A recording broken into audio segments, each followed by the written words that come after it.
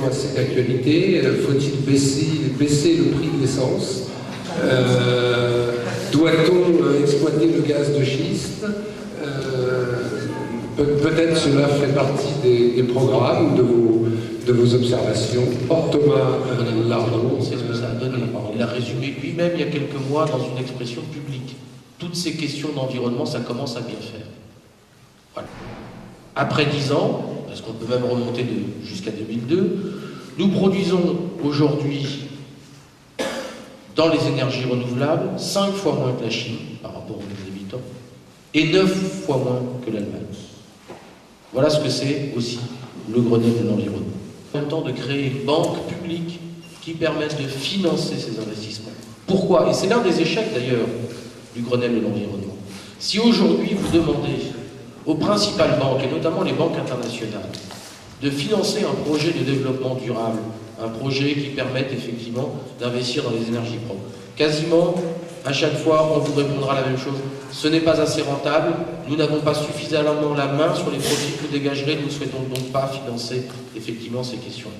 Eh bien, si on souhaite les financer, il faut effectivement une banque publique qui ne soit pas soumise à cette logique des actionnaires et qui effectivement investisse massivement dans ces secteurs. C'est pour ça, pas uniquement, mais c'est aussi pour ça que l'engagement a été pris de créer cette banque publique d'investissement, d'augmenter aussi le plafond du livret du développement durable, de façon effectivement à assurer réellement le financement de ces industries et que ce ne soit pas uniquement une promesse. La planification écologique, vous voyez, c'est à la fois la réorientation de la demande, mais en fonction des besoins, et non pas en fonction de la recherche de profit maximum.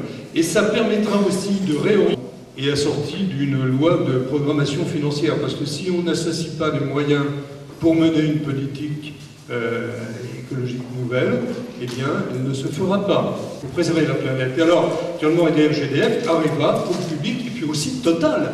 Et Total, grande entreprise française, réalise 12 milliards 300 millions de bénéfices l'année dernière, 12 milliards 300 millions de bénéfices, et ne paie pas un centime d'impôt. Nous proposons, nous, de renationaliser Total les sources d'énergie, parce qu'on ne peut pas rester dans la situation où nous sommes, avec simplement pratiquement un seul mode de production énergétique. Il en faut plusieurs et il faut diversifier.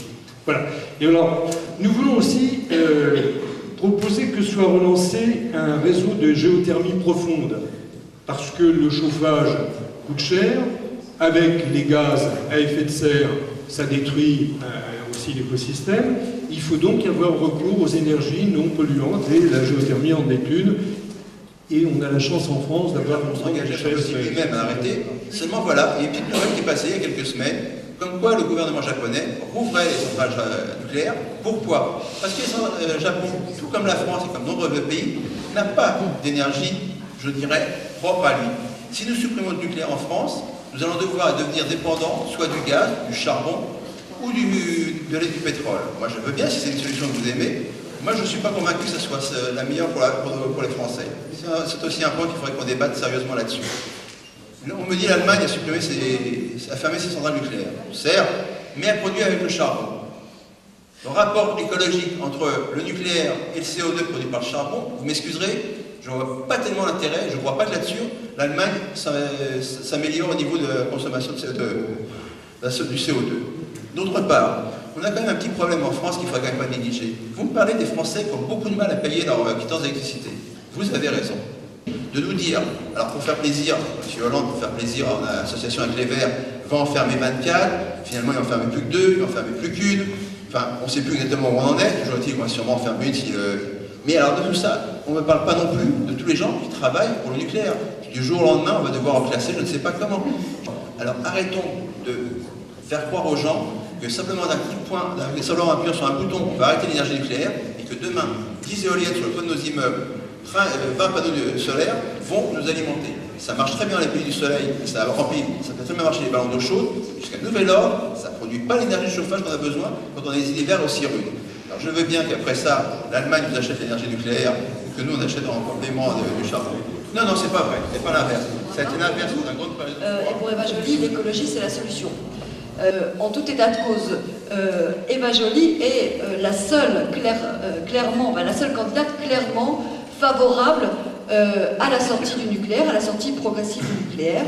En fait, il aura fallu quand même Tchernobyl puis Fukushima pour faire que cette question progresse tellement dans l'opinion publique et il y a un côté assez désespérant à penser qu'il faut que des catastrophes pareilles arrivent pour que d'un seul coup le sursaut puisse avoir lieu dans les mentalités. Non seulement le nucléaire et ses déchets, dont on parle peu, je veux dire ces déchets qu'on laisse à nos enfants, petits-enfants, il y a plusieurs générations après eux.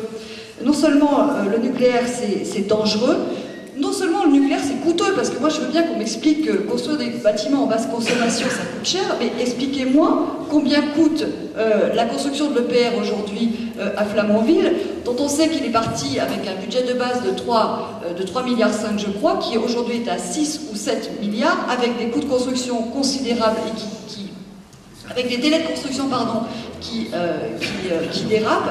Là, parlons effectivement des enjeux financiers autour de l'énergie. Aujourd'hui, on vit sous l'emprise d'un mythe qui est soigneusement entretenu sur la soi-disant indépendance énergétique de la France grâce au nucléaire. C'est un mythe absolu puisque depuis belle lurette, l'uranium, qui est le combustible nécessaire au fonctionnement de nos centrales nucléaires, n'est plus produit en France, n'est plus extrait en France, mais notamment en Afrique. Et quand il y a des tensions comme on les connaît, c'est aujourd'hui devenu un enjeu stratégique et géopolitique considérable, quand on sait que l'uranium est produit par exemple aux confins du Niger et qu'on connaît la situation de ces pays, on peut s'inquiéter sur les conséquences de la pseudo-indépendance énergétique de la France. Quant à l'Allemagne, c'est aujourd'hui le leader européen en matière d'énergie renouvelable et il se trouve que justement, y compris en termes de panneaux solaires, même en Allemagne, on sait se chauffer avec des panneaux solaires et je ne suis pas sûre qu'il fasse vraiment plus beau à Berlin, à Francfort. Il faut faire la différence entre l'urgence et l'importance. Si on n'a pas commencé avec l'économie, et si l'économie est pour nous le premier sujet, ça n'est pas parce qu'il est plus important que l'écologie, mais tout simplement. Et là, je vais rejoindre Catherine, c'est que globalement, on est en changement de société. Or, ce changement, il ne viendra pas d'en haut. C'est pas possible. Il doit venir d'un débat, un débat qui doit être amené à travers une réflexion commune et collective. Donc, nous, c'est la première chose, et on veut régler en premier l'aspect de la production électrique à travers justement ce débat. L'idée aussi derrière, c'est effectivement, on ne sort pas tout de suite du nucléaire. Pourquoi?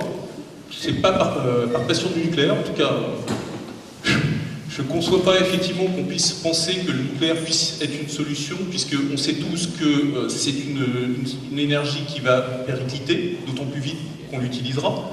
Et qu'en plus, la période de demi-vie de l'uranium, je crois que c'est 1 milliard d'années. Pour le plutonium, qui est un des déchets, c'est encore pire. Donc on sait très bien que ça va nous coûter extrêmement cher à gérer derrière. Donc tout à l'heure, on parlait de coûts pour finalement adapter notre économie. Non, c'est des investissements. Ces investissements, quelque part, on doit les financer. Ce financement-là, aujourd'hui, on a déjà une mécanique qui nous permettrait de le financer, tout simplement, en réaffectant, puisque avec Kyoto, nous avons des quotas carbone qui ont été développés. C'est là qu'on va retrouver cette politique du pollueur-payeur.